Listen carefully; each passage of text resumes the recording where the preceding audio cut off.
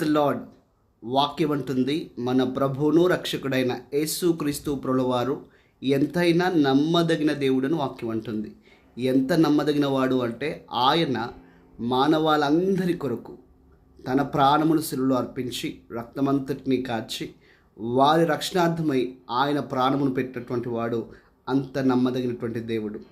మరొక ఉదాహరణ బైబిల్లోంచి మనం మాట్లాడుకున్నట్టయితే, దావీదు యుద్ధంలోకి వెళ్తున్న సమయాన దావీదు కత్తిని కానీ ఈటను కానీ యుద్ధోపకరణలను నమ్ముకోలేదు, కానీ తాను సేవిస్తూ ఆరాధిస్తున్నటువంటి దేవుని నమ్ముకొని యుద్ధ భూమిలో అడుగుపెట్టినటువంటి సంగతి మనందరికీ తెలిసిందే.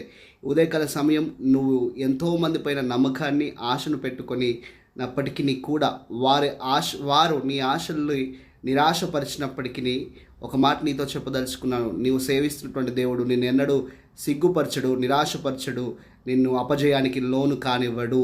ఆమేన్.